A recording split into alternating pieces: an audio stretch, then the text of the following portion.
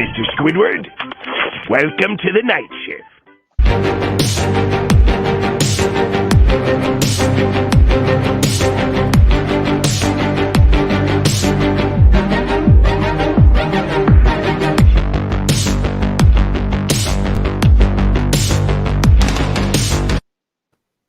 Hello again, everybody, and welcome into another live edition of the MI6 Sports Network's late night sports talk show. That, of course, folks, is The Night Shift on episode number 12 here on October 18th, 2020, on this Sunday night across the great state of California, and also a new member of the MI6 Sports Network broadcast team joining us from deep in the heart of Texas. With that, folks, joining us here tonight as usual is our usual late night correspondent, Isaiah Leung, up at the Garage Studios in Fremont, California. And also, folks, welcoming on, again, one of our off-the-wall members here of the MI6 Sports Network, is our buddy John Alcorn joining us from down in Texas. John, welcome aboard the program, and good to see you, my friend. And more than anything else, John, welcome to the night shift. How's it going, buddy? Let's do it. We get cooking, and I can't wait to hear people disagree with me about certain of my and again, the tech difficulties, a tradition unlike any other here on the MI6 Sports Network. Again, folks, we apologize. John, let's try that again. Good to see you again, my friend. How we doing?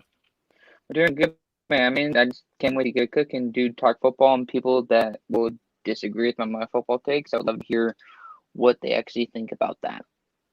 And, of course, folks, our buddy Isaiah Leung also joining us up from the Garage Studios up in Fremont, California. Isaiah, good to see you, buddy. How we doing tonight? Good to see you guys, man. John, I want to personally welcome you on the show. You know, before the gloves come off, I just want to say, man, even though we never agree on anything, like the only time, like when we do agree on something, you got to stop the press because that's how rare it is. But before, the gloves come off, I just got to say, man, you did a fantastic interview. I think it was like a month ago with Paul Gallant. I really enjoyed it, man. Paul Gallant is just one of my favorite guests to interview or to talk sports with. He's amazing. You nailed that interview, man. Welcome to the program. Glad to have you on tonight. But Callan, before we start the show, I got to say one thing, and that is, you know how last week I went on the show and, boldly said that, hey, cancel the 49ers season. The season is over. We would be lucky to win one game out of that gauntlet of a schedule that we or the gauntlet of the next 7 games.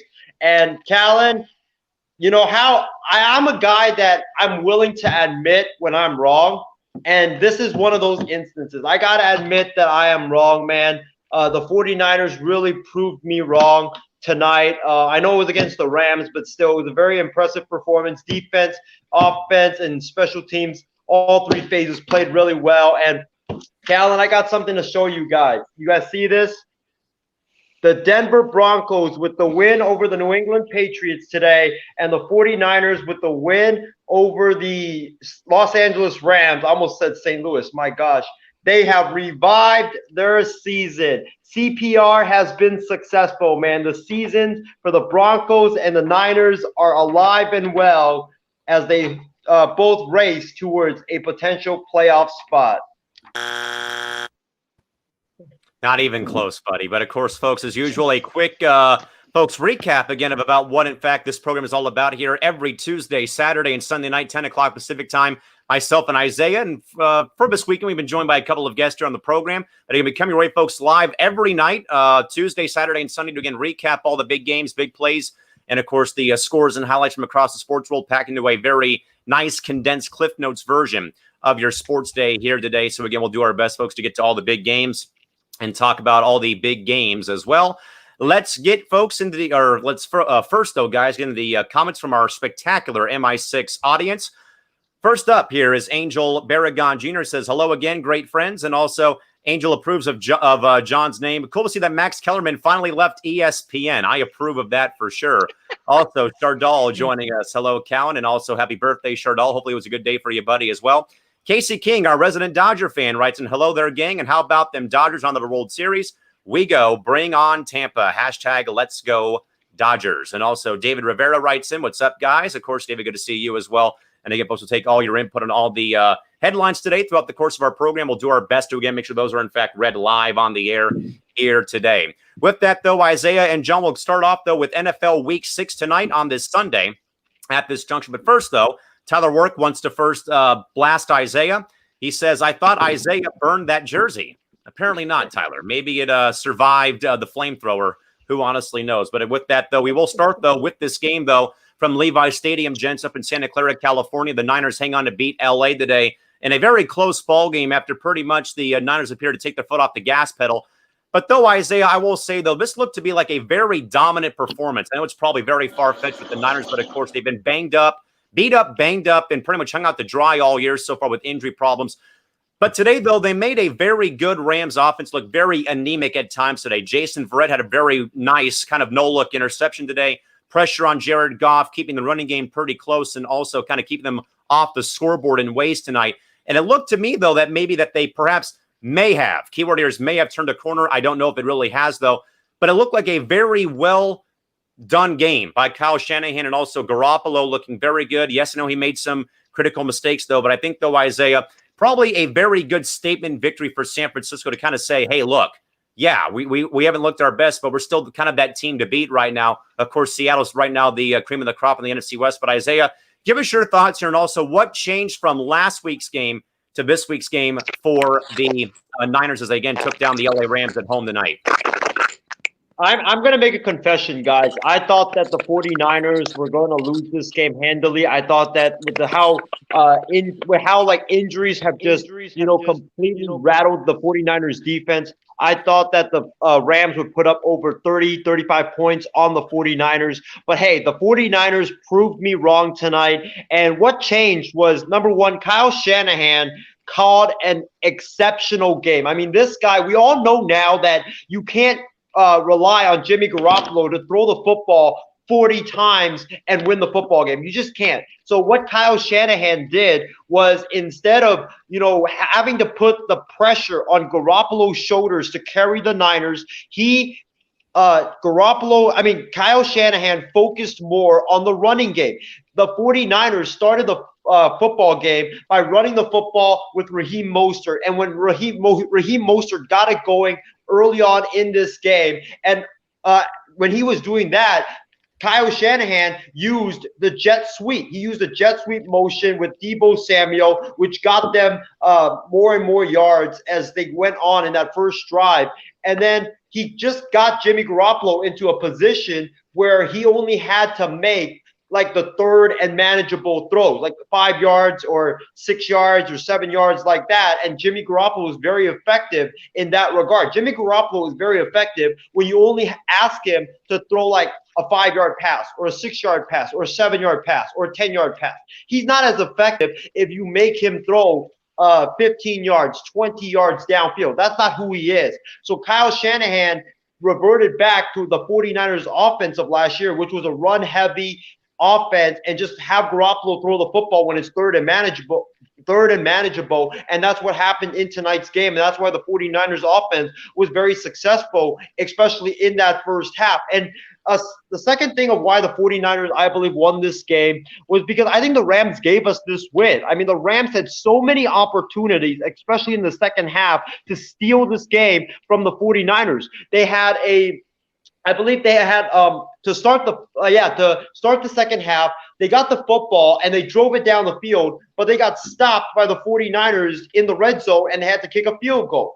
And then on another drive where they drove down the field, again got into the red zone, but this time 4 tries in the red zone, especially on third down, where Jared Goff rose to his right, fires it in the end zone, fires a very catchable ball to Cooper Kupp, who 9 times out of 10 times he makes the catch on that one. He lets the ball slip out of his hand, and the Rams don't get any points on that drive because on that fourth down, Jared Goff rose to his left, fires it intended for Robert Woods, but Jason Verrett makes an incredible no-look interception, and the 49ers get out of that one unscathed. And then another one was, I think the 49ers were up, they were up 21 to, I believe it was 21-9, and with about 7 minutes left in the ball game, and Jared Goff throws it deep for Robert Woods, and Robert Woods has the ball in his grill, and he just flat out dropped it. So the drops really helped the really hurt the Rams in this game. And the Rams, they just couldn't punch it in to the end zone. And there was also a dropped interception right before the end of the first half where Garoppolo in the red zone rose to his right, fires it towards the sideline, and the Rams defender, the ball was right in his hand. He can't hang on. That would have been an easy pick six the other way. The Rams, they had their chances. They couldn't capitalize. That's why they lost. And last but not least, the defense was just outstanding, especially Jason Barrett and Emmanuel Mosley, man. Those two corners on opposite sides, they locked it down for the 49ers. Like Jared Goff, he wasn't getting pressured that much in this game, but those corners, they did their job. They batted balls down. They played great coverage, and that's why the 49ers came out with this win tonight. John, you know, I think a lot of people are probably going to say, though, that maybe in turn that Kyle Shanahan simply outcoached Sean McVay in this ball game. I would probably jump on that train if I was a fan of the Rams or even with the Niners, but just as an outsider looking in. I think that tonight, though, was probably a game where Shanahan probably coached maybe his best game so far on this, 6-week NFL season so far. But also that San Francisco got so many key contributions away from the offense. And I think that Isaiah had a very good point, though, that if Garoppolo's not throwing 10, 15, 20-yard passes, it's not going to be a good night. But if he's throwing maybe the checkdowns, the screen passes, maybe 5 yards, downfield, he's better set up for maybe a better game at the office. And of course, the Rams, though, today, drop passes, miscues in the third quarter, really, I think, put them in a very bad or very big hole, though, that it was too late to climb out of in regards to mental lapses, drop passes, turnovers in bad situations. John, what do you take away in regards to this game between both San Francisco and the LA Rams tonight from Santa Clara? Ladies and gentlemen, get your plates that will be cooking. All right. Couple of things here. They don't need Jimmy Garoppolo to throw the ball 35 to 40 times. That's not how their offense is set. That's why they have a multitude of receivers and tight ends that are not just playing their own position that they're drafted for or signed for. Ladies and gentlemen, Jimmy Garoppolo had 3 passing touchdowns. I understand that was all in the first half. That's right. 3 passing TDs in the first half after being injured, not being able to truly practice in pads with your number 1 reps. On top of that, he only had 10 incompletions. Yes, those overpasses were, guess what, his fault. But if you look at the numbers, he only had a few incompletions in the second half. I'm asking people to be consistent with the criticism about a quarterback. Because you see, another quarterback that we could talk about later had 3 interceptions. Nobody talks about that. But people fault Garoppolo for having a couple of terrible overthrows in the second half. The 49ers are a team that can use different players at different positions. But going to Jared Goff, like you were saying, Isaiah, that he wasn't pressured a lot. But if you look at his numbers, you would think he was pressured a lot. Jared Goff, 50% completion percentage, less than 200 yards passing and 2 TDs. Mind you, that's your 2 running backs you have. You have supposedly a good slot receiver in Cooper Kupp. But folks, let's look at Cooper Kupp's numbers. 11 yards. He's had maybe 100-yard game this year. Robert Woods, you repaid him. He's not getting it done. So going back to Garoppolo, he had completed almost 70% of his passes, and that's with those overthrows in the entire second half. This is what I said about the Rams all year. They'll win a couple games, they'll get the momentum, and toward the end of the season, they are going to lose it here. I didn't say the game was over. People say, oh, let's just get rid of Garoppolo. They don't need him to throw the ball 30 to 40 times a game. Each individual NFL team or franchise is set at a different thing, which means Rodgers throws a bunch of different balls or Lamar Jackson only throws 50, 20 times a game. It's different set for each team. The Rams are a fraudulent team. I picked the 49ers to win this game. Because Garoppolo, even though we can fall for those overthrows, what about that touchdown pass to George Kittle? That looked very scary. An amazing pass to George Kittle for the touchdown there. This gives them the momentum moving forward because with Seattle, they're 5-0. Russell Wilson's running the ball. You got DK Metcalf doing anything. Tyler Lockett, Chris Carson, and Carlos Hyde. But I'm not surprised the 49ers won this game. Kyle Shanahan coached the biggest game of his career. If you look at Jared Goff, he hasn't played well. He's not a franchise quarterback. They're 4-2. That division is one of the toughest divisions this year, especially with what the Cardinals are doing. Kyle Shanahan played phenomenal. Jimmy Garoppolo also had a very good game. He only had 10 incompletions. That's only a couple of incompletions in the second half. So people tend to say, "Oh, it's all on Jimmy Garoppolo's fault." Well, yes, they won the game, but I'm not saying Jimmy Garoppolo has none of the fault. But let's look at that defensive stop, or not. They didn't have a stop with that touchdown that Josh Reynolds had in the end zone. Was that Jimmy Garoppolo? No, that was the defense. I'm not saying that Jimmy Garoppolo is faultless, but that's on the defense right there. People tend to fear, "Oh, it's easy. Let's jump on the bandwagon of hating on Jimmy Garoppolo." Jimmy Garoppolo got it done. Folks, 3 TDs, almost completed 70% of his passes. Not having the offense line not say doing their job that they're used to doing. But the Rams, if Goff isn't being pressured a whole lot, you have Robert Woods and Cooper Kupp and Josh Reynolds, and you only complete 50% of your passes. That is absolutely unacceptable. I'm not surprised the 49ers won this game at all. I think Garoppolo did phenomenal. And for the Garoppolo haters out there, I don't know what else to say. This is what we bring. We talk about it and we say it how it is. The 49ers won. I'm not surprised. Kyle Shanahan played great, and they need to, especially with how Seattle is playing this year. Absolutely. And, you have to kind of keep the pressure on Seattle. Of course, they're 5-0. Their bye week came on Sunday, so they did not play and see action. Let's get back into the comment box real quick from all of our great MI6 viewers. First, Angel says, "I knew that this was a trap game for the Rams, and the Niners were playing like the team that went to the Super Bowl last season. Perhaps the Rams overlooking to look at the 5-1 Bears. I don't know about that, but okay." Angel says, "Good news for the Rams fans. Free Jumbo Jacks from Jack in the Box tomorrow." That reminds me of the Padres hitting home runs and grand slams throughout the course of the baseball season. Christy Wilson drops in from Montana. Hello, guys. Good to see you.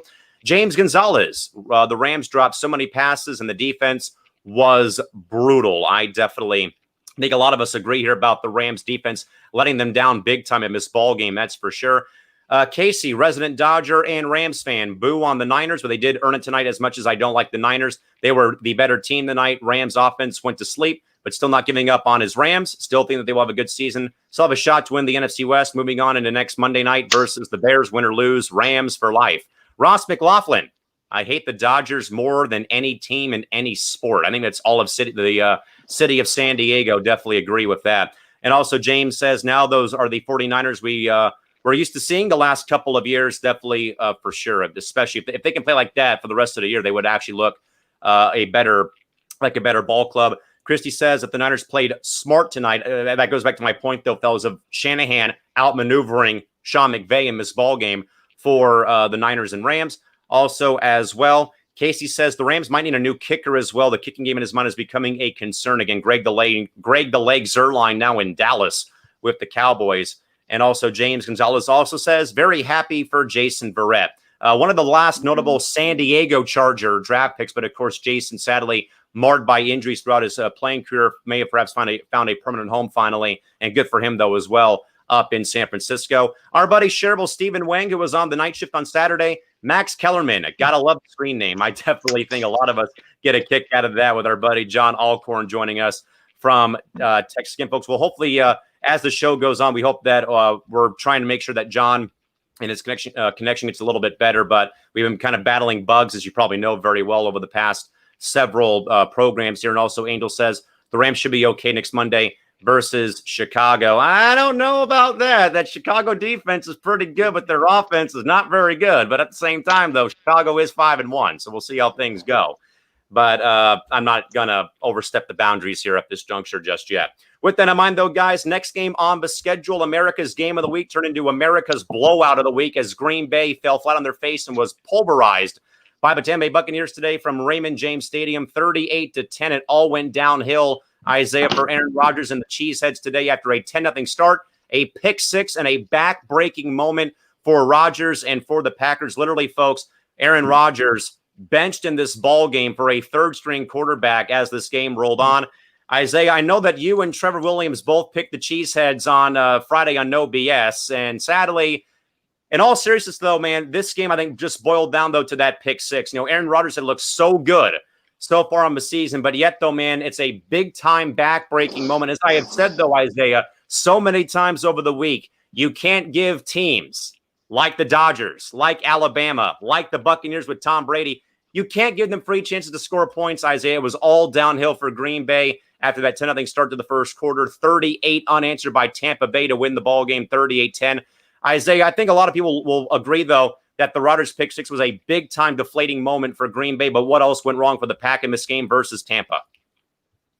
Callan, you might need to not to call the cop, but you might need a post on the MI6 Sports Network page right now. Breaking news. Isaiah and John are actually about to agree on something. I have never believed in the Green Bay Packers. I thought they were a fraudulent team. Like, I know they were good with Aaron Rodgers and that running game and stuff, but I always thought that the Packers were just this pretender and that they weren't really serious Super Bowl contenders. And this reaffirmed that stance today. The Green Bay Packers, the Tampa Bay Buccaneers, I believe, have the best defense right now in the NFL. Shaq Barrett, JPP, and Devin White, they were going after Aaron Rodgers the entire game. They were making him uncomfortable in the pocket the entire game. I've forgotten the Ndamukong Suh as well. But this defense, man, they were just getting after Aaron Rodgers, making him throw bad passes after bad passes after bad passes, and making him just make a lot of mistakes in this football game. And yeah, you're right. That pick six by Aaron Rodgers was that back-breaking moment because remember, Green Bay jumped out to a 10-0 lead. The Bucs were actually on the ropes, and then Aaron Rodgers throws the pick six, and the Bucs score 38 unanswered points from there, and that is all she wrote. The Buccaneers, man, I am very impressed. Their defense is so good. We know how good their offense is. This is a team that I believe could honestly get to the Super Bowl and win it this year. John, this game was viewed as America's game of the week, but my goodness, it got so out of control. Oh, no, actually, it was the Cleveland game that got so out of control. CBS here in San Diego actually left that game early to go show the Denver and New England. We'll get to that game later on in the segment here. But, John, I think a lot of people will look back at the highlights or catch the box score and just see that, my goodness, 10-0 Green Bay. What on earth happened? The pick six, I think, is the definitive back-breaking moment. Verdict is in. That is the back-breaking moment of this ball game. It all went down south.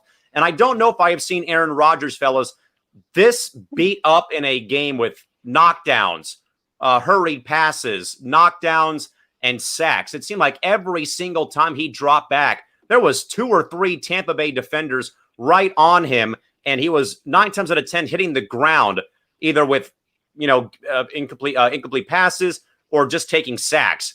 John, what do you make, though, about this game in regards to Green Bay? A hot start, though, but, man, ice cold after that 10-0 lead. Aaron Rodgers had the worst game of his career. 45.7 completion percentage with 160 passing yards. This is why I say in sports, it's not over till the whistle blows. That's what I'm saying. Oh my gosh, it's 10-0. Oh my gosh, it's over. First of all, after the first quarter, how many points did the Packers score? 0. How many Tampa Bay? They scored 38 unanswered points. What teams have the Green Bay Packers played this year? Let's actually go through it because people apparently don't want to do their research. Let's see who they played to see if they were a really good team. They've been a fraudulent team last year and this year. They couldn't beat San Francisco last year in the regular season or the playoffs, and they still can't beat San Francisco. They played Minnesota, Detroit, the Saints, the Falcons. Those are 4 teams right there that are going to be missing the playoffs. This is why I say some quarterbacks, and they still will never understand this, that get pampered, they get special treatment. This is ridiculous, y'all. Be consistent with your criticism when it comes to certain quarterbacks. Aaron Rodgers couldn't get it done. You had Aaron Jones and Devontae Adams and your offensive line. I don't want to hear the excuses about Aaron Rodgers anymore. But let me also make this very clear. Tom Brady did not win the game on his own. It was the defense that got the job done. Defense won the game. Let me make that very clear. But Aaron Rodgers is most likely done after this year with the Green Bay Packers because even though they lost this game, this gives Chicago more ammo.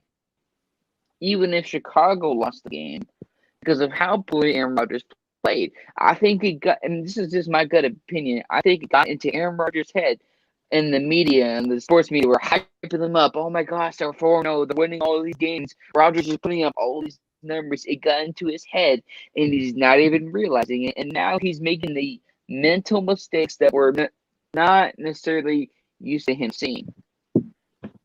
But folks, you finally had a chance to prove, okay, you're playing a legit team. And what did you do? That's your fault. You threw both interceptions. Say, oh, it's just one bad game. No, this is a game against a quarterback that has been much better than you in your career. When you talk about when Rodgers started and when Tom Brady started. In terms of, let's talk about Tom Brady from 2005 or 2006 when Rodgers started, or 2008, 2006, 2007, and the same timeline for Tom Brady. I don't want to hear about it anymore. He can't work with what he has. They traded for Leonard Fournette with the Bucs, and he's not getting it done now. Ronald Jones is getting done. Vita Veda. This is the big thing too, folks. Isn't Vita Veda out for the year? He is. That's so you got Levante David, Devin White, Shaquille Barrett, who played with the Denver Broncos in the Super Bowl win, Jason Pierce-Paul with only 9 fingers. All these big guys still with injuries, and you got it done. I don't want to hear it, but they didn't have the weapons. Vita Vea was your main defensive tackle, and he's out for the year. And your defense still was able to force a turnover. You got into Aaron Rodgers' head. Mentally, when you get into Rodgers' head, it's over. The hype was there, and it got into his head. And, of course, defensively, they got that stop, and it was over. This is why I say do not think about games with emotions. Do not focus on the score, especially when it comes to Tom Brady and or whatever team he's playing on. The Rodgers and the Packers are a fraudulent team. I said that last year, and I'll say it this year. They are a fraudulent team. You call the police because apparently Aaron Rodgers is missing from the Green Bay Packers here. If you're going to talk about the Packers, be consistent. Because like the Vikings, Kirk Cousins threw 3 picks. Nobody said anything. Rodgers does it, and oh my gosh, they're probably going to come up with some excuse, Mr. Stephen A. Smith or Max Kellerman. I'm tired of the pampering. This is not a baby. You're not wiping their own, you know what. Enough with the pampering. Be consistent with the criticism. Aaron Rodgers was not able to get it done. Aaron Rodgers had 19 incompletions. That's with Devontae Adams. You have a decent backup at receiver. And you have Aaron Jones. And you have your backup running back who had 30-plus rushing yards on the day. Who had a couple of first downs. So I don't want to hear about it anymore. Aaron Rodgers had 2 interceptions. Even though they had the same amount of passing yards, Tom Brady was able to capitalize on that, especially with Chris Godwin not necessarily being healthy now that he's supposedly back. Gronk's getting it done, and they lost one of their tight ends for the year. Injuries on the offensive defense, is still able to get it done. I just said, stop pampering Aaron Rodgers. He hasn't done anything since I was in 7th grade.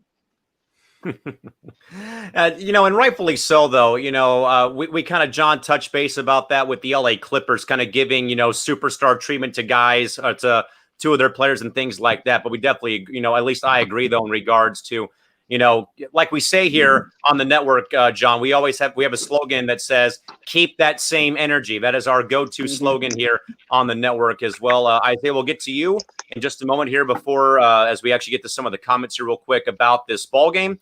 First and foremost, let's go back up a little bit here. Christy Wilson says, the Rams might be in trouble against the Bears. Maybe we'll see what happens. I don't know. Angel writes in to say, I knew that the Bucs would beat the Packers, but didn't think it would be a blowout.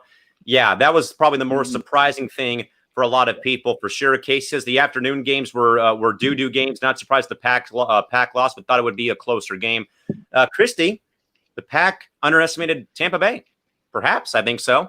And also James says, if the Packers didn't show up for work today, then I shouldn't have to work tomorrow. I would probably agree with that as well. I think that's definitely a great one for sure. Casey King also writes, and the Packers defense looks very shaky. Definitely agree with that. They've not looked at their best over the past several weeks. Also, by the way, guys, a very cool stat here from our buddy Sherdal.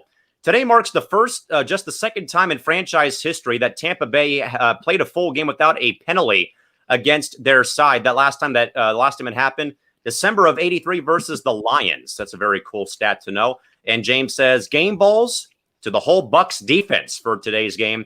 And also Angel says, hate to say it, but Brady is playing like Brady. He definitely did today, but also more so. I think, though, John's on a great tangent, though, that more than anything else, defense won this game more so than the offense won it for the Bucks over Green Bay. One more comment. Angel says, if it was that easy, James, laughing aloud in regards to the Packers didn't show up, so we should not have to show up to work on Monday. But again, folks, it is all about Tampa Bay. Tampa Bay wins the Battle of the Bay. Tampa Bay over Green Bay, 38-10 from the new sombrero down there in Tampa, Florida. Next game, Isaiah, the Bears and Panthers from Bank of America Stadium in Charlotte. The Bears, again, nearly blow a massive lead. They win 20-6 over Carolina. Or, excuse me, they actually win the game 23-16. They nearly blew a 20-6 lead in the game today over Teddy Bridgewater and Matt Rule and the Panthers. Chicago now 5-1 in somehow, some way, probably the best or maybe the biggest pretenders. I will agree with that statement about them being a 5-1 ball club and a major pretender right now in the NFC conference.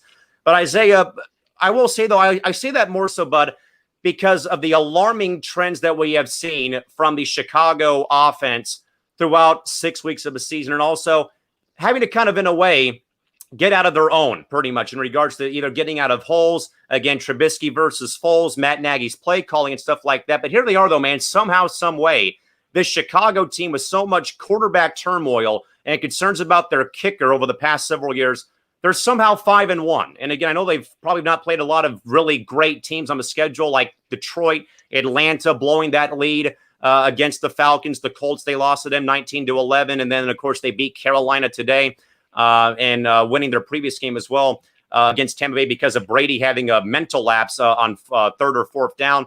I think, Isaiah, they are pretenders for right now, but if they keep this train rolling, though, maybe we'll see how far they can go, though. But, Isaiah, give us your thoughts. So, again, as Nick Foles and company wins their 5th game out of 6 tries on the season. All right, before I do that, I got to give a toast, man. John, we actually agreed on something, man. Can you believe it? Like, come on. Like, wow. This never happens, folks, in case you're curious. It gets very messy in the host group chats, believe me. Dilly. Yes, it never, ever happens. This is like the Cubs World Series curse before they actually finally won one. That's how rare it is. But about the Bears and Panthers game, my thoughts on this are simply I liken this Bears team to the 2011 49ers with Alex Smith, Frank Gore, and that great defense of Jim Harbaugh's first year where, the offense wasn't really doing that much. They were just running the football a lot, and then the defense was the one that would just carry them to victories, and Alex Smith would just have to make simple throws like third and manageable, just make that throw, not turn the football over. That's pretty much what this Bears team does, man. They always skate by. Like I told Callan earlier today in our group chat that I thought that if the Bears lost this game, that Matt Nagy should be fired because what are you doing on 3rd and 2 in your own territory passing the football when you have a Callan, fill me in. Was it a 6-point lead or a 7-point lead at that point? I think they were clinging to that lead that they had where it finished 26-13, I think. They were clinging to a lead, though. I know that for a fact. Yeah, I believe it was like one possession. Am I correct on that? Or yeah, it was still close at that time. Yeah, it was like a one possession lead, and the Bears had the football in their own territory, 3rd and 2, and the Panthers, they only had one timeout left. This was, I believe, after the 2-minute warning. Yeah, it was after the 2-minute warning. There was only like a minute 30 left in the game, I believe, yes. Yeah, it was a minute and 30 left. And then I was screaming at my TV watching this game like, Matt Nagy, what are you doing passing the ball? Run the football, make Matt Rule use his final timeout, and then punt the football and trust your great defense to stop them. And that's like, even though like they passed the football, they got it incomplete, but the defense ultimately held the Panthers down late in that game and secured the victory. You got to give a lot of credit to Chuck Pagano, Khalil Mack, and that Bears defense for just keeping the Bears in these football games and allowing them to have a chance to win the football game that they've won thus far. But the Bears are one of the luckiest teams I've ever seen. They are so damn lucky to be 5-1 right now. They are truly pretenders, Cal. And I'm so bad I feel so bad for saying that. No, but I even said it as well that they look like a massive pretender because, pretty much like what John and what Woody Page would say, look at the schedule. Yeah, they've beaten Atlanta, big whoop. They beat Detroit because a guy drops a wide open touchdown pass to beat them opening week. Yay, 2-0 against 2 very crappy ball clubs. And then when you do, in fact, lose a game, It's to old man Phillip Rivers and the Colts because your offense is so anemic that day and your defense does their part. I mean, I think I literally broke my Twitter account watching that game 2 weeks ago against the Colts because I kept tweeting out, defense did their job. Let's go, offense. Like, come on, before I punch my screen and break my hand. And then today, though, I will say, though, John, despite the Bears anomaly that is their offense looking absolutely dreadful in games, I think everyone knows, even if you're a football fan, you know pretty well that Chicago has always been known for tremendous defenses. You know, the monsters of the Midway in the 40s, the 85 Bears with Butkus, or not with Butkus, but, you know, Singletary and those guys in 85. And then like the modern day with Urlacher and those guys. And now maybe a third revival of the monsters of the Midway with Khalil Mack and these guys. I will say their defense has kept them in games.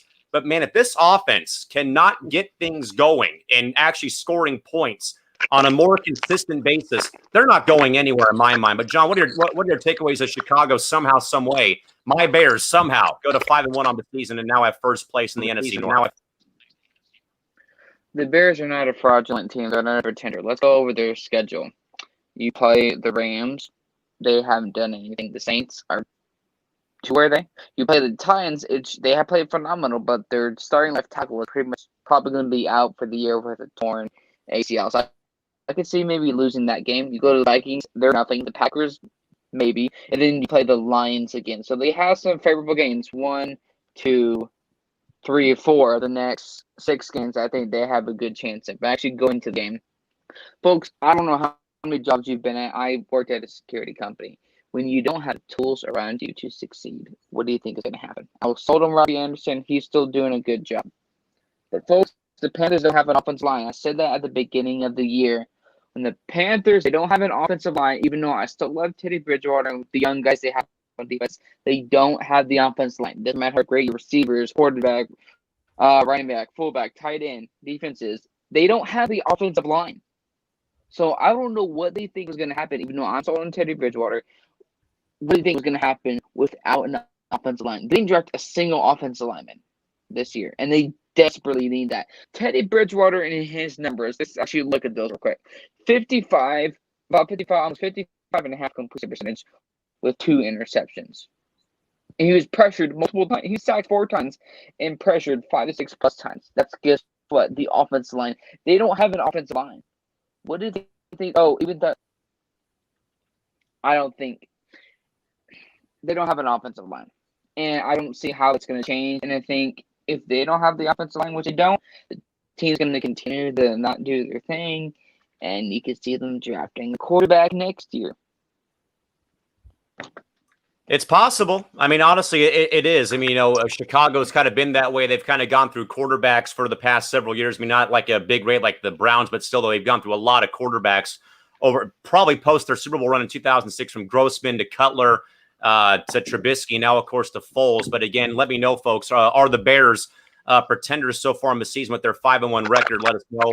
We'll get to some more of those comments as time does, in fact, move on. Some more comments here, guys, in regards to the games. Real quick, not much coming in about Chicago. Actually, Angel did, in fact, write in.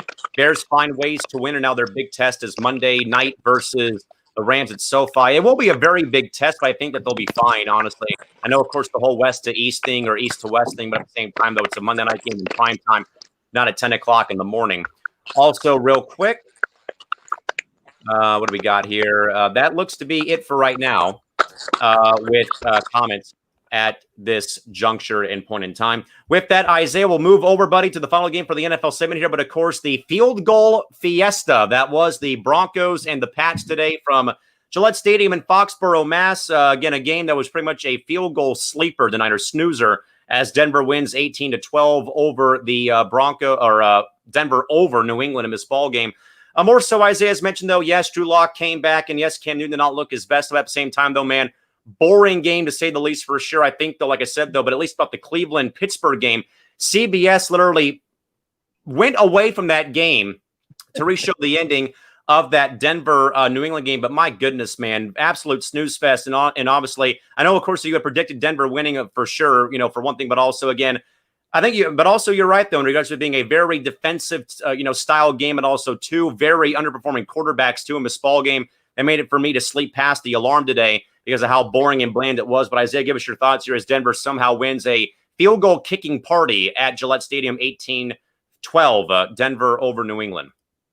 Callan, I don't know what you're talking about, man. I thoroughly enjoyed the game. I thought it was one of the best games all season long because, you know me. I love defenses and field goals. Like, these are the best components of football games. I love the 9-6 game. I love a 12-9 game. But in all seriousness, though, I think that me, you, Callan, and Stephen Wang, and Trevor Williams as well, we predicted that this game would go the way it did coming into this game. You have two of the best defensive tacticians in the NFL in Vic Fangio for the Denver Broncos and Bill Belichick for the New England Patriots going at it. So you kind of knew that this game would be a defensive game between these two ball clubs. These two ball clubs, their offenses are both anemic, so you kind of knew that it was going to be all defense. I didn't expect these two teams to combine for 7 field goals, but hey, they did. Like, they combined for 7 field goals. The Vic Fangio, I think what happened, this guy figured out a way to stop this Patriots deep offense. And a lot of people are going to say that, oh yeah, the Patriots, they didn't have that much practice time, and that's fair, but Vic Fangio, what he did was he kept Cam Newton in the pocket for the majority of that game. He blitzed a lot, and that made Cam Newton into an errant passer in this game. That's really what disrupted the timing of Cam Newton and the Patriots' offense in this game. If you shut down the running game, you contain Cam Newton, you have a good chance of winning because this Patriots defense, they're all about the running game and about Cam Newton running. They don't have any weapons in the passing game that really scares people. So I think that's the 49ers and Kyle Shanahan. They got to look at this film of this Denver Broncos Patriots game and really use that to their advantage for next week's game when they travel into Foxborough. But John, great win for your Denver Broncos, man. John, I look at this game more so because of, mainly the field goals, and Christy Wilson agrees with me. Field goals are boring. I enjoy an explosive offense myself, and I'm right there with her. I think a lot of people out there always say, kickers are overrated. They're not needed to play this game and stuff like that. And of course, your season could depend on a made or missed field goal in these situations for sure. But, John, give us your thoughts here. More so, we know, again, that Drew Lock has come back from injury again. Both Rippin trying his best to kind of, or that's at least with New England, though. But, of course, Drew Lock out. Blake Bortles was brought in for a bit, though. But, John, give us your thoughts here more so about this game as, again, you see the Broncos win. Again, a very perhaps bland and boring ball game from Foxborough.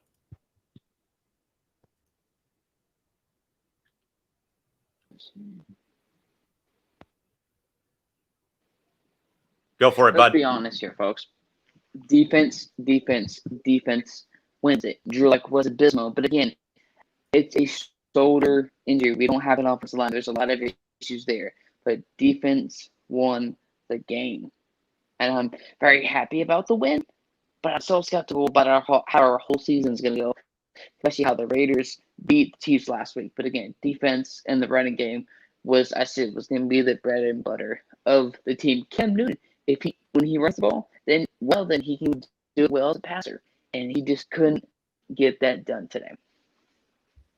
Yeah, couldn't get a lot done today. And also, I will say, guys, just to add on, though, but today, though, Vic Fangio really made the Patriots look like a one-show pony in regards to making Newton throw the ball again. He's known for running and kind of eluding pressure, and Fangio probably had the best play calls of probably his season. So I definitely agree, though, as, again, Denver wins the ball game over New England from Foxborough in Massachusetts today. With that, Isaiah, over to Major League Baseball. The World Series is now complete, or now at least set in stone. The matchup at least is set in stone, as the Los Angeles Dodgers, thanks to a go-ahead homer from Cody Bellinger, move on to the World Series for the third time in 4 years. A 4-3 win for Los Angeles over the young, up-and-coming Atlanta Braves, who held a 2-0 lead, a 2-2 tie, a 3-2 lead, but sadly Kike Hernandez with a pinch hit home run nonetheless, and also Cody Bellinger with a game-winning homer in the Dodger half of the seventh inning to wrap this up for Los Angeles, which makes it the top 2 seeds in the entire major leagues, both the Rays with 40-plus wins and the Dodgers 43 wins, playing for the World Series in Arlington starting on Tuesday. Isaiah, deflating loss for Atlanta, of course, coming off of what's been just a rough time for Atlanta sports. Again, the Falcons and their choke jobs recently. Of course, the Braves not won a pennant now in almost 20, in over 20 years now. Again, they were looking for their first pennant since 1999. But at the same time, though, Isaiah, this boiled down in my mind to the big inning, and it also, buddy, boiled down to me big time as well to the Dodger offense. Again, coming alive in a big situation, but also, like I've said, man, about Houston, I'll keep the same energy, but playoff experience, all in favor of the Dodgers. The Braves, of course, have been there, but again, not been able to get over the hump of round one. The Dodgers, a very veteran-led ball club, scary lineup, great pitching, came to the forefront tonight. Recipe for a victory for Los Angeles. Isaiah, give us your thoughts here on what was a very epic NLCS series between the Braves and Dodgers. My thoughts on it is that I thought the Braves deserved to lose the series because you were up 3-1, right? You were up 3-1. You had 2 chances to try to win this ball game or try to win this series. You squander both chances, and in Game 7, you have a 2-0 lead through, I believe, the first 5 innings of this game. You were dominating this game early, and then you squander that, and then when the Dodgers tie it, and you take the lead back, you're up 3-2, and you squandered that. So you had so many opportunities to put this series away and to put this Dodger team away, and you couldn't do it. You deserve to lose this series, but I think you got to give massive, massive props to Dodgers manager Dave Roberts. This guy was, I think, on the hottest seat in all of baseball. If this guy lost the series, he would have been fired by the Los Angeles Dodgers. And this guy kept his team controlled. They didn't panic when they were down 3-1. They didn't panic when they were down 3-2. They didn't panic in Game 7 when they were down 2-0. And that was really, really what helped the Los Angeles Dodgers. You know, Dave Roberts and this team, like you said, Callan, they have that playoff experience. And that's what really helped them big time, having to overcome all these deficits that they had to overcome. John, epic NLCS, both these clubs have so much playoff history, or, they've had their moments in the postseason. You think of the Braves and Sid Bream sliding home to beat Pittsburgh in the early 90s. And again, the Braves with that 16-year stretch of winning the NL East Division Championship in their 95 World Series. You think of the Dodgers more so in the 2000s to at least 2010s with their 8 straight division titles, now their 3rd World Series trip in 4 years. And also, by the way, well-deserved MVP award to Corey Seager, who again just ripped the cover off the ball in the series for Los Angeles, but also again the Dodgers with that playoff experience. John, epic series between both the Bravos and the Dodgers. But give us your thoughts, buddy, as LA moves on to the final or the World Series to face the Tampa Bay Rays come Tuesday in Arlington. I'm going to do my best because I don't know a lot about baseball. But I think this is what we love or hate about sports is this is what they did well. They won the mental game. It's so easy in sports nowadays to get frustrated. Oh my gosh, we're down 3-2 or 3-1. Like LeBron didn't freak out when he was down 3-1. This is what you tell by a team and you work well together. The mental game. If you can win that, that's what they did phenomenally well. And I think the stakes were so high. This is why a lot of guys we don't talk about in baseball or football or basketball is because when the chips are down, what do? They didn't panic. They were calm. It looked like they were going to lose the game, and they did. Sorry, I don't know much about baseball. Yeah, it's totally fine, though, man. Rightfully so. But, you're right, though, because baseball is such a huge mental game. Again, I went through those lapses. But, Isaiah, this series, though, man, has also been known for maybe some blunders, miscues, mainly by the Braves. And I think tonight was another case of a back-breaking moment with the Braves up 3-2 early in the game. So think about the 4th or 5th inning. Terrible base running by Dansby Swanson, who literally put you up 2-0. But infield is drawn in for the Dodgers and some, not in a bit of a capacity, trying to cut that run off at home plate. Nick Markakis laces a hard ground ball to Justin Turner at third. Swanson takes off of the plate, gets caught in a rundown for one. He's barely, I think it was still a missed tag, though, by Turner down the line. And then the runner trailing the play is out at third for a very unconventional 5-2-6-5 double play to throw right there and, kill the momentum. Yeah, they had a guy on first base, but that was a huge inning in the making. And the Braves, honestly, just beat themselves with some of their big-time base running blunders. And that one, I think, definitely changed the complexion of the series for this ball game. Some thoughts here real quick. Casey says his Dodgers pull it off. They found some heart. Bring on Tampa Bay. He's got them winning in 6 or 7 versus the Rays. I'll go reverse logic. Tampa Bay in 6 or 7 versus LA. Also, Tyler says, great point, though. World Series becomes the tiebreaker between Tampa and LA for the ultimate bubble championship as the Lightning win the Stanley Cup and the Lakers win the NBA Finals. I definitely agree with that, but I think a lot of people that are not rooting for the Dodgers want the small market team to win this thing more than anything else, though. Again, small market versus, a true case, fellas, of David versus Goliath in my mind. Small market Tampa Bay, major city in Los Angeles playing it out for the postseason. Also, Christy agrees, though, the Dodgers were resilient. And also, Casey says, I applaud Roberts for letting Julio Urias finish off the game as he was awesome in relief in the postseason. I know, of course, that a lot of people lost their minds, though, when in fact, though, that Blake Treinen came in the 4th inning. I thought it was a very failed move by the Dodgers.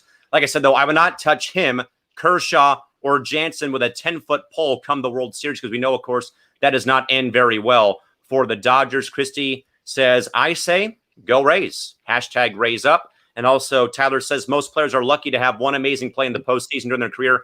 Mookie had 3 in the last 3 games of the series, again, robbing another home run by Freddie, a potential home run by Freddie Freeman that could have, I think, been a very big-time turning point moment there for the Braves. Isaiah, what do you got for us, man?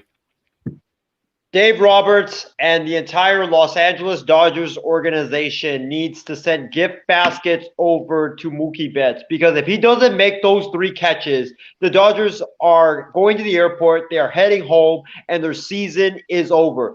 Those 3 catches by Mookie Betts saved the Dodgers season.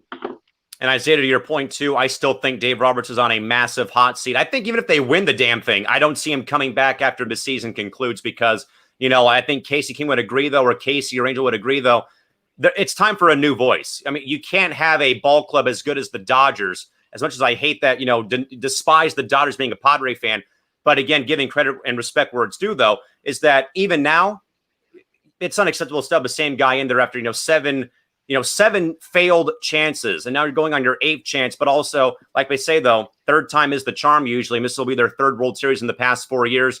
But again, though, Tampa Bay, though, might be a little bit, I would say probably a bit intimidating for the Dodgers, again, in regards to, that pitching staff more so with Blake Snell and Tyler Glasnow and, of course, Charlie Morton, who's been lights out in winner-take-all games so far. With that in mind, Isaiah, we'll get to one, I think, pretty good story from the NFL today. That was involving the Jets and Dolphins and Tua Tagovailoa's long-awaited NFL debut in regards to the ball game, in regards to the Dolphins, again, blitzkrieging the Jets today in down there in Miami. I think, though, Isaiah, great story, though, I think, along with Alex Smith, of course, folks. Alex Smith coming back after 17 surgeries on that broken leg he suffered with Washington last season. Probably, I think, is going to win Comeback Player of the Year, regardless of how the Washington football team does. But, Isaiah, at least with Tua's sake, here's a kid coming out of Alabama, freak injury, broken hip, stuff like that. Probably had a lot of his draft stock fall with his injury. But at least, though, man, this is probably, I think, a glimpse into the future of, hopefully, of a bright future for Miami as hopefully the time goes on. I know that, of course, Ryan Fitzpatrick has done his best so far to kind of be that guy. But, Isaiah, give us your thoughts here about how, in fact, Tua began his NFL career. Again, I know, of course, it's probably not much thought, though, it came against the Jets, though. But, hey, he got into a game, and it's almost time for him to start shining down there with the Dolphins. Well, you guys know me. I coming into this, or I hated Tua back when he was at Alabama because I'm a Georgia fan and I hate Alabama, and he would just continuously rip my heart out. But I'm so happy for the kid because let's not forget, a year ago when he suffered that hip injury, we all thought that his football career was going to be over. We all thought that he was going to have trouble walking for the rest of his life because, you know, that hip injury was kind of like, I believe it was Joe Namath, I think, that suffered that hip injury. But I'm just so impressed at how this guy has come back from this hip injury, from going from nearly ending your career and not being able to walk again to not only being able to walk again, but being able to step on that field and be able to run around and throw passes and come into your first NFL game was really, really special. I'm so happy for the kid. And, you know, I really wish the kid nothing but the best and a full and successful career moving forward. John, if there's one thing that I love as a sports fan and someone who covers sports for a living, as I have for the last 11 years, I love the knockdown comeback story that comes with a player like an Alex Smith, like, for example, here in San Diego, a BJ McPherson, a longtime San Diego Gull hockey player here back when I was younger in the early 2000s. BJ suffered a very, very scary neck injury and was told he'd never walk again. He made a full recovery. He now broadcasts games here in San Diego. But, John, give us your thoughts here, at least. I know very small sample size for Tua. At least, man, he made that full recovery, and now he's back to 100%. And, hey, maybe, in fact, getting some minutes here as, in fact, the Dolphins season rolls on. This is, I mean, why I love sports. This is why I think for me it was a tearjerker, because I'm not a fan of Alabama. To make it very clear, I'm a UT fan. But seeing a guy that nearly probably couldn't have walked again, and what made it a complete tearjerker is him going on the field after the game, sitting down on the field and taking it all in. Think about this, folks. This is why I love football. Stories like this, where he probably would have had a hard time walking, to now starting in an NFL game, being mentored by a great backup and a great veteran quarterback, and just taking it all in. There's just something about that story that is awesome, and I love football for a very long time. This is why I love sports, just because stories like this. Just him sitting down and taking it all in. Look, this almost didn't happen. Like, this is what we love about football. If this doesn't make you love, I guess, to us, a person who loves sports, then I don't know what will. I think it was an awesome story, and I love everything about it.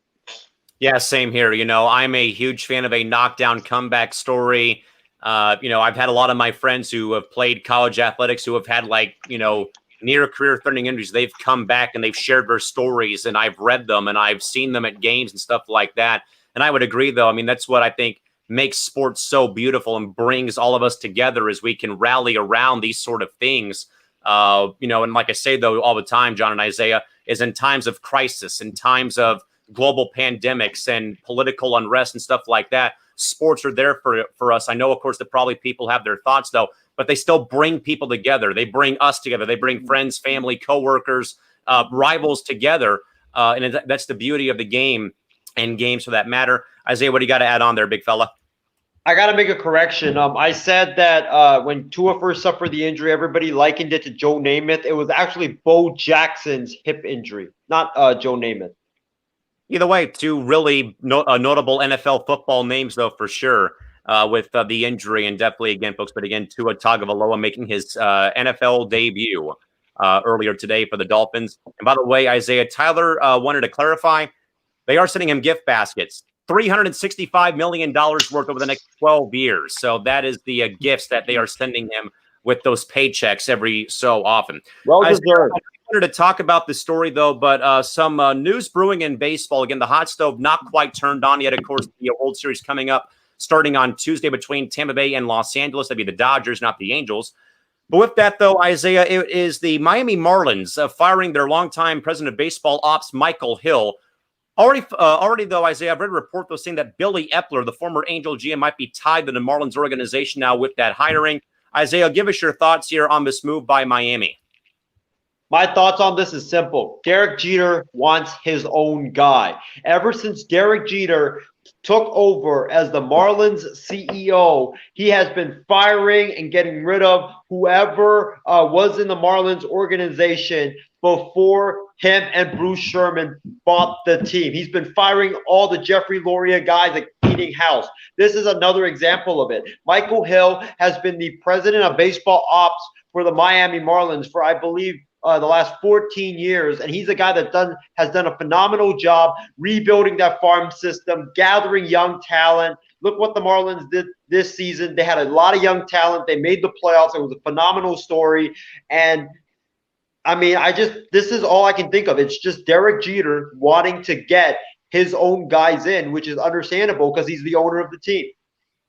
So again, folks, as mentioned, the Marlins are making their probably first move of the offseason in regards to front office personnel. But again, Michael Hill, the former president of baseball ops with the Marlins, has been fired by the organization. Again, they'll look for a new president of baseball ops sometime very soon. With that in mind, John, we didn't get a chance to get to the story on Saturday. But of course, the Florida LSU game, guys, was postponed this past Saturday. This also came in wake, by the way, of literally 4 days before this game. Gators head coach Dan Mullen wanted 90,000 people, a sold-out house at the Swamp for this game with LSU. But of course, the game was canceled due to COVID positive tests amongst the Gators. Well, John, sadly, man, Dan Mullen himself tested positive for COVID-19 too prior to Saturday as well. Isaiah, we'll go to you first. Sadly, again, folks, we again sincerely apologize here with these tech problems. Again, as mentioned, John's just been having a very rough day at the office. Again, we'll hopefully get these straightened out as more time goes on. But John, give us your thoughts here about the story again. I know, of course, you all want to say instant karma, but man, tough week if you are a fan or you perhaps work or you are a fan of the Gators football program. What do you got to say about this story? I wish they did something like the NBA did in terms of some type of bubble. Because for the NBA, about 3 months, the playoffs, the rest of the regular season, the playoffs, the finals, and they had no positive COVID tests. I don't think they had any positive No positive tests in the NBA bubble. Exactly. 3 months of that. Why can't football, college, NFL do something similar to that? Why can't they? I mean, you have the opportunity to. The NCAA is a very rich league. Every coach gets paid very decent money. Tell me that they can't do something like that. It would be a good idea. I'm not saying you have to do it exactly like the NBA did, but if the NBA could do it, especially with how close guys get together, especially in celebrations or in the locker room and practice, they should be able to do something like that. I don't know why they haven't already. And not just that, Isaiah, I would add on further, though, events away from your teammates, like, frat parties, sorority housing, stuff like that, dormitories. I know, of course, sadly, here in San Diego, one of the schools I work at Point Loma Nazarene University, they sadly had a bit of a spike or a bit of a, rise in cases. They had about 12 or 19 tests come out, but not amongst any athletes, but more so just dormitories and stuff like that, though. So, Isaiah, give us your thoughts here, man. It's kind of been a bad to worse week for Florida. Well, first of all, before I get into this even more, I just want to say, I wish Dan Mullen a speedy recovery from this virus. Nobody wants anybody to get this virus. This is a virus that is a very evil virus, and I really sincerely, I'm hoping that everybody wear a mask because, hey, this virus is not a hoax. Trust me on this. I haven't had the virus, thankfully. But I've known people that have had the virus, and it is not fun when you contract that virus and get symptoms. But about Dan Mullen, man, this is exactly why on all of our programs, I've been saying that they shouldn't have brought students back to schools. They should have put everything on virtually. I think that it was not a smart move because damn well, Callan, John, that these students aren't going to follow the protocols. They're not going to mask up. They're not going to not go to frat parties. They're not going to go to they're not going to go to bars and congregate and hang out with friends and stuff. So I thought that this was going to be inevitable. I thought that the schools, what they should have done is just brought the athletes, like the football players, the volleyball players, basketball players. Only they can come back to campus because they're like getting treatment with the medical facilities and stuff like that. So I really thought that that's what they should have done instead of bringing all the students back. I thought that that this was inevitable, and listen, I wish Dan Mullen a speedy recovery from it, and I hope he gets better. That's all we can really hope for, honestly. Again, folks, as mentioned, Dan Mullen testing positive for COVID. Again, it's just a very rough week for Florida football over the past 7 days, again, as mentioned, losing to A&M last Saturday. Dan Mullen wants, the sellout crowd for the LSU game. Then there's an outbreak of COVID cases. And again, the game is postponed and moved to, I believe, December 12th for LSU, Florida. Real quick about the Marlins, Isaiah. Christie says Jeter's trying to turn the Marlins into the Yankees. No real surprise here. With that, Isaiah, a very interesting story that I came across earlier today involving your San Jose Sharks and former longtime player Joe Thornton came out today in regards to him leaving for the Toronto Maple Leafs on a very lucrative, about $700,000 one-year deal with the Maple Leafs. However, though, very interesting story here, folks, about this per ESPN.com. Per this ESPN.com report gathered about Joe Thornton, part of it reads, he spoke with family and friends, spoke with former Shark teammates Patrick Marleau and Joe Pavelski, who left the team via free agency, but also Joe Thornton confirms he got advice from former Niners quarterback Joe Montana to leave San Jose. His quote said, I actually talked to Joe Montana. I think Joe gave me some good advice. He just talked about leaving Frisco and going to KC. He said on Friday, as he signed a one-year deal with Toronto just on Friday. You might recall, folks, back in 1993, but Joe Montana requested a trade from the Niners, who shipped a 37-year-old QB to KC, where he finished off his career with the Kansas City Chiefs. Thornton, Thornton, age 41, by the way, is skating with a club right now in the Swiss National League in preparation for the upcoming season with a $700,000 contract from Toronto. The decision to join Toronto ends Thornton's 15-year run with the Sharks by playing in both San Jose and in Boston. So, Isaiah, I find it a bit interesting, though, that you would seek out advice from, obviously, I think, though, that a lot that goes into these moves, buddy, is like maybe obviously family and friends. Family comes first, I think, but then like former teammates come to mind. But also as well, though, man, you also talked to one of the greatest quarterbacks of all time who also wanted out of the Bay Area, and Joe Montana. And, of course, like I said, though, Jumbo Joe, again, been there for 15 seasons with the Sharks, though, of course, no Stanley Cups, conference final appearances, Stanley Cup playoff appearances. But, Isaiah, do you find it, like what's kind of like the reaction that a fellow Bay Area player would seek out advice from one of the greatest Bay Area athletes of all time to actually leave the Bay Area and go somewhere else to play his sport? My reaction to it, honestly, is I'm okay with it because let's face it, man, the Sharks suck. They are not a good team. They were one of the worst teams in the NHL last year. And Joe Thornton is what right now, Callan? Is he like 40, 41 years old? 41.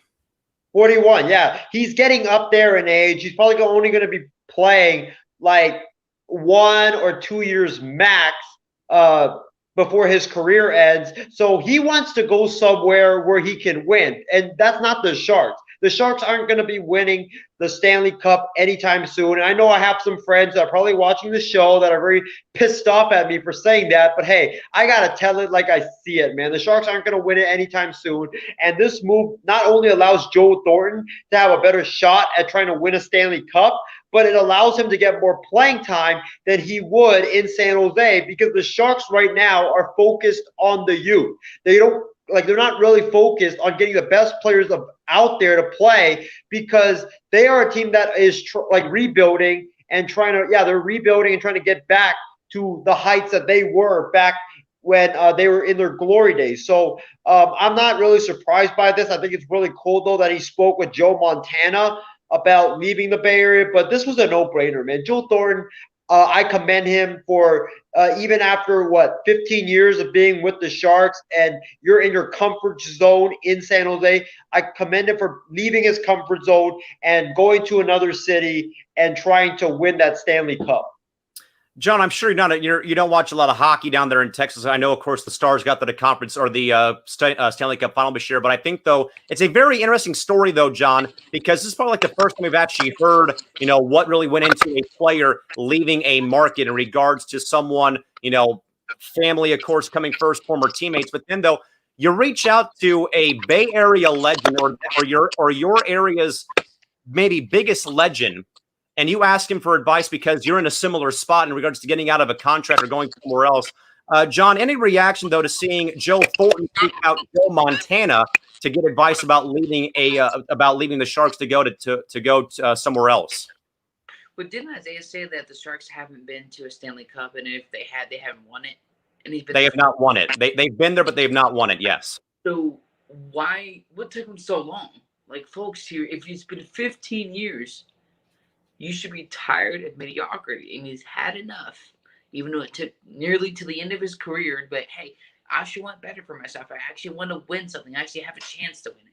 I don't know what took him so long, but I don't know much about it, but I'm glad he did it. I don't know why it's like some people say they don't like mediocrity, but they do.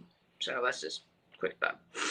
Yeah, quick thought for sure, though, and I always say, though, as well, fellas, that the word loyalty is not really used a lot in sports anymore because so many guys are out of a market after 4, 5, 6 seasons or whatnot, and then you have your rare guys like Kobe Bryant and Tony Gwynn who stay with one club for 20-plus years and don't leave because the going got tough. Isaiah, did you want to add on? You're muted, buddy. There we go. I just wanted to say that I kind of compare the Sharks right now to the San Francisco Giants. You know, these guys, like, yeah, they won championships with the Giants, but they signed like massive deals, which made the Giants cash strapped and unable to get out of those contracts once the players become older and not really good as they once were. So the Giants and the Sharks are kind of in the same boat in the way that those players, like, I get the loyalty, but there's some, like, sometimes you can't be too loyal to an organization, if you know what I mean. I mean, for example, they brought Patrick Marleau back for like the 3rd time in the past 2 years after he went to Toronto and then came back. So it's been very weird for the Sharks, but definitely, though, they are getting younger. I will say that for sure. Also, some thoughts here, fellas. By the way, Case King wrote in about the top 25 for football. Notre Dame moves up to number 3. Total BS. They barely beat Louisville. They should drop in his mind. I think a lot of people would agree. Also, David says that Joe Thornton is a beast. Remember him playing with Boston? I do remember him with Boston. He was one of my top draft picks in backyard hockey many, many years ago. Tyler Works says Thornton can't be doing to Toronto with hopes of winning a cup. If that was the case, he would go somewhere else other than the Maple Leafs. Again, though, young core, yes, great coach, or at least a new coach in place. But at the same time, though, Toronto's not won a cup since 1967. I'm not sure about that. And also, Casey says, watch out for his LA Kings. Got some good young talent coming up. So do the Anaheim Ducks. It's going to be very fun to see how all 3 teams in California do this season. With that in mind, John and Isaiah will now move over into tonight's final thoughts.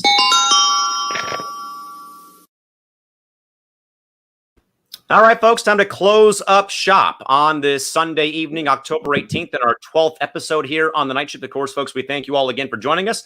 Isaiah, we'll start with you, buddy, for your final thoughts for tonight's show.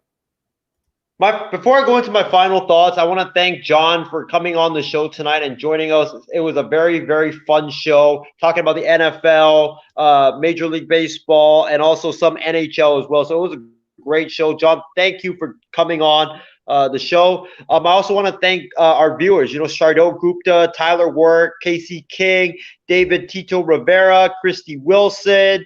Let's see who we have here.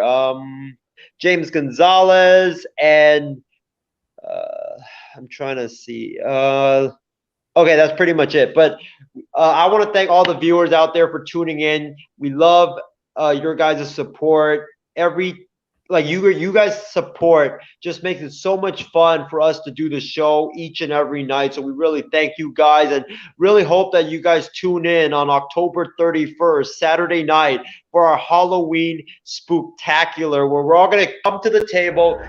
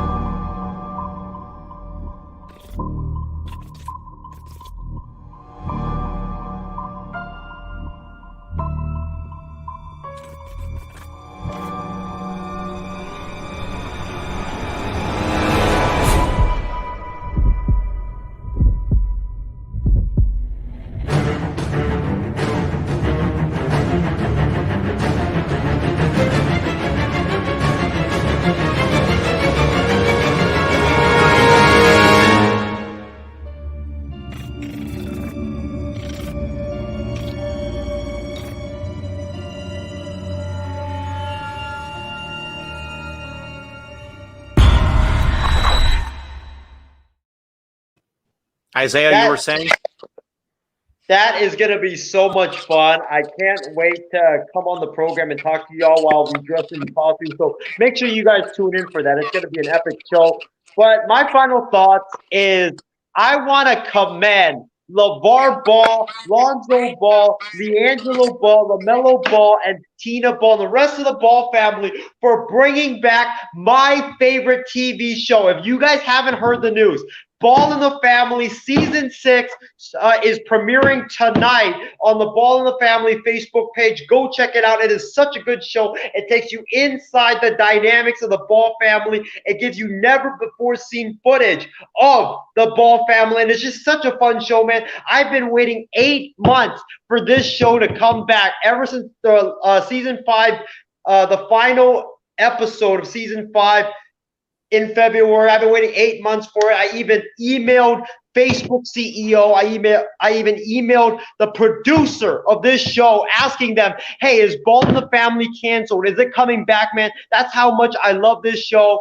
And they finally answered my question as they announced on Friday that it was coming back for Season 6. So I am so happy. I can't wait to go watch Ball in the Family Season 6, Episode 1 after this show. But it's been a great show, man. Tune in for the Halloween Spooktacular, ladies and gentlemen. Working, folks, on a time for that program. It'll be a multi-hour event as we, in fact, move on. John, of course, thank you for coming on, man. Again, we'll hopefully get those technical difficulties worked out on all of our ends eventually as more time moves on. With that, though, John, how about some final thoughts from you for your first program here on the 6th? I didn't know Ball and Family even had a season 2, so okay. But let's make this very clear. For people that are willing to rush Jimmy Garoppolo out of San Francisco, be careful, because look what happened tonight. 3 TDs. You could potentially see Aaron Rodgers in Chicago next year. So that's really it. Thank you for having me on, and me and Isaiah actually agree on something, so that's pretty interesting. Yeah, very interesting for sure as well. I definitely agree. And with that, again, folks, as usual, again, a major thank you again to all of our loyal viewers out there. Again, Tyler, Chardal, Christy, Casey, David, and also to who else we got here? Miss Chatbox. Again, the Chatbox absolutely in fuego tonight, folks, as it has been over the past several shows here. But again, folks, tune in as mentioned, coming up on Halloween night on October 31st, as mentioned here, for the Halloween Spooktacular, right back from 6 again. All of us will be in costume, hanging out here again, talking sports, but also again celebrating 1,000 listens on the Anchor podcast app. And of course, we'll have plenty of fun doing that as well. With that, though, folks, at this time, as usual, folks, for Isaiah Leung and for our buddy John Alcorn, this is Callan McClurg saying goodnight from San Diego. We, again, folks, thank you again for tuning in. We'll see you, folks, to kick off a brand new week of folks starting on Monday for Wild Sports Talk. And, of course, following suit with the rest of the programming throughout the course of the week. Until Monday, folks, have a great rest of your day. Take care. Stay safe and stay healthy. So long. Sayonara. Farewell. We are out of here. Until next time, good night. Bye-bye.